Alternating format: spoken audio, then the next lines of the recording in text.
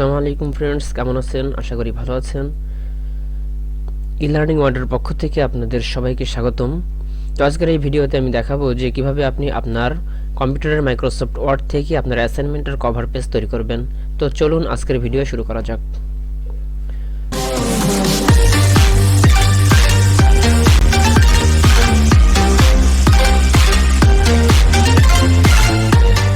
প্রথমে আমি চলে যাচ্ছি আমার মাইক্রোসফট ওয়ার্ড অফিসে। এখান থেকে আমি একটা ব্ল্যাঙ্ক ডকুমেন্ট নিচ্ছি। তো ব্ল্যাঙ্ক ডকুমেন্টের প্রথমে আমি কি করব, আমি প্রথমে এখানে একটা পেজ লেআউট তৈরি করে নিব। পেজ লেআউট বলতে পেজের সাইজ কেমন হবে, মার্জিন কেমন হবে, এটা আমি লেআউটে চলে যাই। এখান থেকে পেজের সাইজ, সাধারণত অ্যাসাইনমেন্টের জন্য যে পেজের কথা বলা হয় সেটা হচ্ছে A4 সাইজের পেজ। আমি পেজের সাইজ A4 সিলেক্ট করে দিচ্ছি। এরপর মার্জিনের ব্যাপারটা আসে। মার্জিন সাধারণত কভার পেজের জন্য একেবারেই কম লাগে, না দিলেও সমস্যা নেই, কিন্তু আমরা মার্জিন ন্যারো দিব। তো এখন আমরা একটা ডিজাইন তৈরি করে নিব। প্রথমে আমরা এখানে একটা বর্ডার দিব। তো চলুন একটা বর্ডার দেওয়া যাক। আমরা ডিজাইন থেকে পেজ বর্ডারে আসব। পেজ বর্ডারে ক্লিক করে এখান থেকে আমরা একটা বর্ডার সিলেক্ট করে দেব। আমি বক্স বর্ডার সিলেক্ট করলাম। এবার এখান থেকে একটা ডিজাইন সিলেক্ট করে দেব। আমি এই ডিজাইনটা সিলেক্ট করলাম। এটা কতটুকু পুরো হবে সেটা এখান থেকে ঠিক করে দিব। আমি দিলাম কভার কালারটা দিচ্ছি ব্ল্যাক, ব্ল্যাকই থাক। তো আমি ওকে করে দিচ্ছি। দেখুন একটা সুন্দর বর্ডার তৈরি হয়ে গেছে চারপাশ দিয়ে। তো এখন আমি চাচ্ছি যে এখানে কর্নার ডিজাইন করে দিব। কর্নার ডিজাইন করার জন্য আপনি যদি গুগলে সার্চ করেন কর্নার ডিজাইন, তাহলে অনেক ছোট ছোট কর্নারের ইমেজ দেখতে পারবেন। সেখান থেকে একটা ইমেজ আপনি ডাউনলোড করে আপনার এখানে ফিট করে দিবেন। তো আমি একটা কর্নার ডাউনলোড করে রাখছি, সেটা এখানে অ্যাড করি। ইনসার্ট থেকে দেখাই, ইনসার্টে আসবেন। ইনসার্ট থেকে পিকচার, এখানে আপনি যেখানে আপনার ইমেজটা সেভ করেছেন সেই ফোল্ডার থেকে ইমেজটা দিবেন। আমি রাখছি, কোথায় রাখলাম, হ্যাঁ আমি এখানে রাখছি। এখান থেকে এই কর্নারটা আমি নিয়ে আসলাম। তো দেখুন অনেক বড় হয়ে আসছে। এটা আমি যতটুকু রাখবো ততটুকু করে দিই। আমি যেহেতু চার কোণায় দেবো, তো এই কারণে এটা আমি কপি করি। কপি করলাম, কন্ট্রোল ভি চেপে এখানে পেস্ট করবেন। চারটা কপি করলাম কারণ চার কোণায় দিব। তো প্রথমটার উপর ক্লিক করে ফরম্যাট থেকে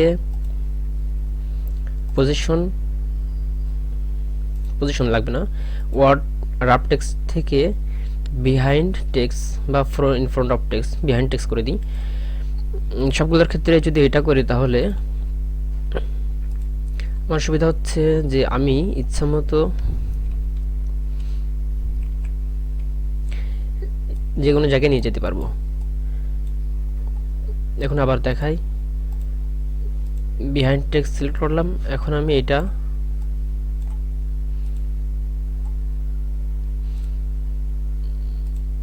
সবগুলো বিহাইন্ড টেক্সট করে দিই।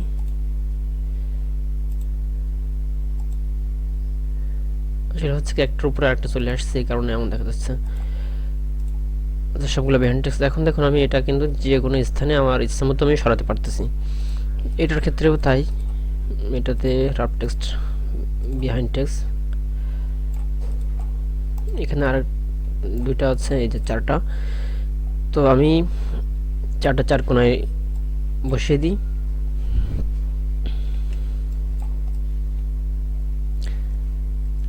আমার এটা একটু ঘোরানোর প্রয়োজন। তো ঘোরানোর জন্য আমি এটা সিলেক্ট করা থাকা অবস্থায় ফরম্যাটে আসবো। ফরম্যাট থেকে রোটেটে আসার পর ফ্লিপ ভার্টিক্যাল হরিজন্টাল, এখান থেকে আমি আমার ইচ্ছা মতো ঘুরিয়ে নিতে পারবো।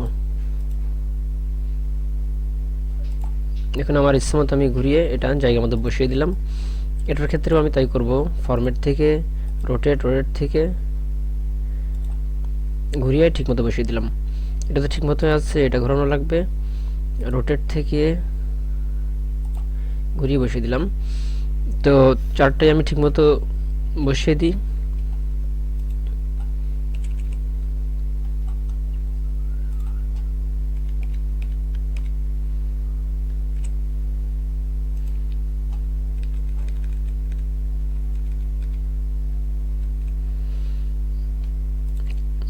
আমার পেজটা ডিজাইন করা কমপ্লিট।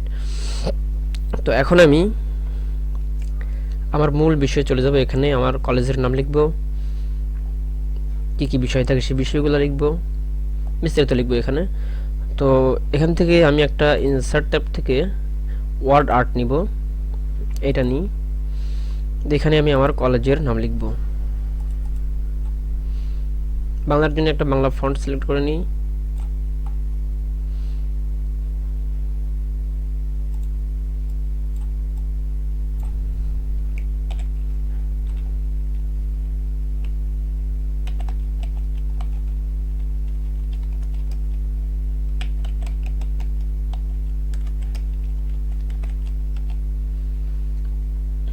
এটা বোল্ড করে দিলাম, সাইজ 36 থাকলেই চলবে। তো এটা দেখেন আপনি মাঝখানে আসতে পারতেছেন না, আমিও পারতেছি না। তো এর জন্য কী করতে হবে, আমি পজিশন সেন্টার করে দিই, মাঝে চলে আসলো। এবার রাফ টেক্সট থেকে এটা বিহাইন্ড টেক্সট করি। এবার এটা টেনে গোল করে দিই। একটা জিনিস খেয়াল করুন যে আমি লিখছি, যখন লেখাটা বড় করতেছি তখন কিন্তু লেখাগুলো ভেঙে যাচ্ছে। একটু বড় করি তাহলে ভালো মতো বোঝা যাবে।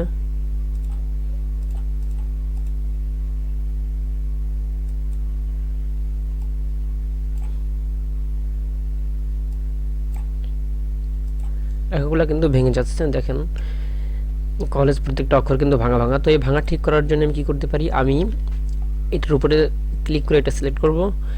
এরপর ফরম্যাট থেকে চেঞ্জ শেপ, এখান থেকে আমার সিলেক্ট করা আছে এটা, এখন আমি সিলেক্ট করে দিব এটা। যদি আমি এটা সিলেক্ট করে দিই তাহলে আপনি যতই বড় করেন ভাঙবে না। আমি আমার ইচ্ছে মতো বড় করতে পারি।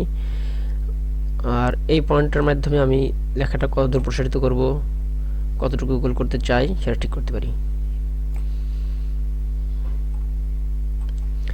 এখান থেকে রাফ টেক্সট ব্যবহার করে আপনি এটাও স্থানান্তরিত করতে পারবেন আপনার ইচ্ছে মতো।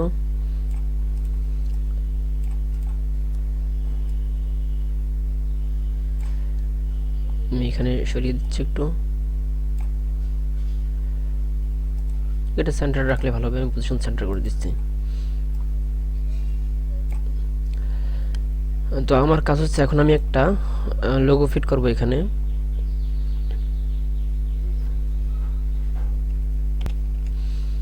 লোগোটা আমি যেভাবে এই কর্নারটা নিয়ে আসছিলাম সেভাবেই নিয়ে আসবো। ডিজাইন ইনসার্ট থেকে পিকচার, এখন আমার যেখানে লোগোটা আছে আমি সেই ফোল্ডার থেকে লোগোটা নিয়ে আসবো।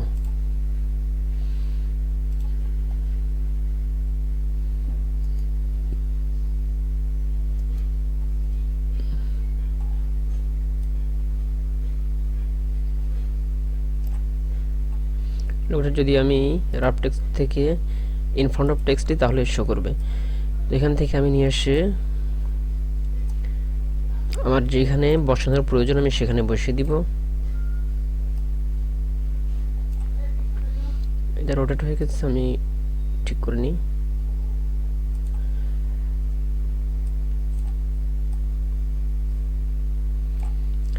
তো এর নিচে আমি বসাতে চাচ্ছি আমার বিভাগের নাম। এর জন্য আমি ইনসার্ট থেকে একটা টেক্সট বক্স নিই। টেক্সট বক্সের মধ্যে আমি আমার বিভাগের নামটা লিখি।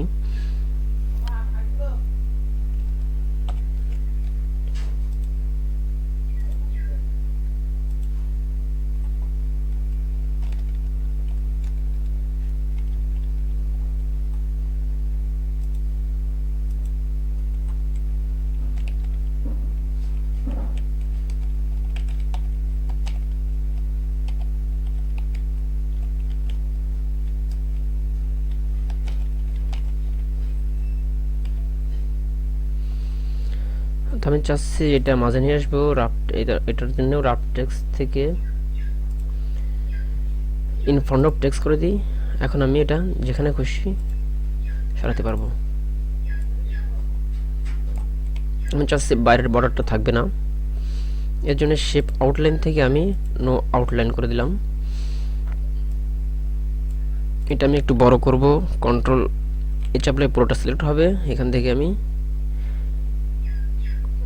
ফন্ট সাইজটা একটু বাড়িয়ে দিই।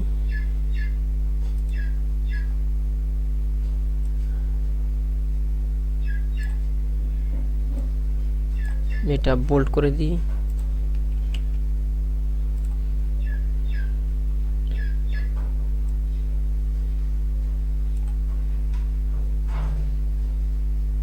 পজিশনটা মাঝে দিলাম। তো এরপরে আমি এর নিচে একটা টেবিল করব, টেবিলের মধ্যে আমার যাবতীয় ইনফরমেশন সেখানে দিব। ইনসার্ট থেকে আমি টেবিল সিলেক্ট করি, এখান থেকে আমি টেবিলের যে কয়টা র নিতে চাই সেটা সিলেক্ট করে নিই, 6টা। টেবিলটার কারণে পুরো পেজটাই ভেঙে গেছে, তো আমি টেবিলটার ক্ষেত্রেও সে একই কাজ করব।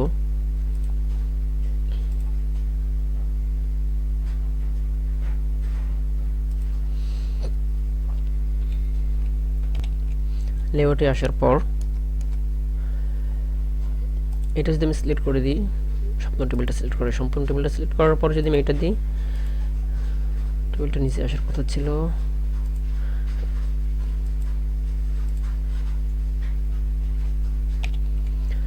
টেবিলটা আমি সিলেক্ট করে টেবিলটা ধরে টেবিলটা নিচে নিয়ে আসবো। টেবিলটা যখন নিচে নিয়ে এসে রাখবো তখন বাকিগুলো উপরে চলে যাবে। আর একটু নিচে নিয়ে আসি। হ্যাঁ, তো এখন আমি আমার টেবিলটার জন্য একটা সাইজ নির্ধারণ করব। টেবিলটা সিলেক্ট করলাম, এখন টেবিল ডিজাইন থেকে আমি টেবিলের জন্য একটা বর্ডার দিব। বর্ডার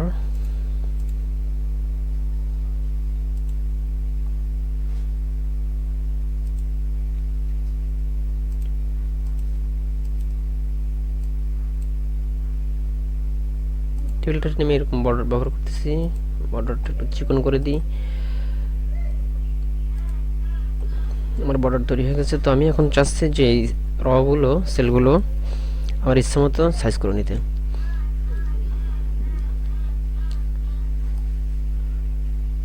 আর কলামটা আমি ছোটো করে দিলাম, রগুলো একটু বড় করে দিচ্ছি।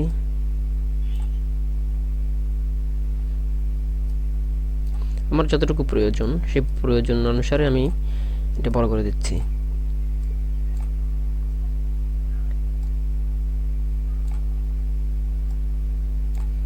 দেখুন সবগুলা কিন্তু সমান হয়নি, তো সমান করার জন্য আমি কি করতে পারি, আমি এখানে আসব, পুরো কলাম টেবিলটা সিলেক্ট করার পরে লেআউট থেকে ডিস্ট্রিবিউট রস, এবার সবগুলো সমান হয়ে গেছে, কোনোটা বড় ছোট নেই। সাইডের বর্ডার থেকে আমি এটা একটু সরিয়ে দিচ্ছি, এই পাশ থেকে একটু সরিয়ে দিচ্ছি। এবার আমার যাবতীয় ইনফরমেশনগুলো আমি এখানে দিতে পারি।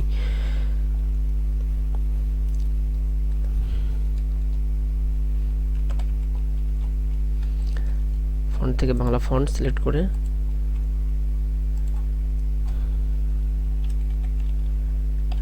নাম,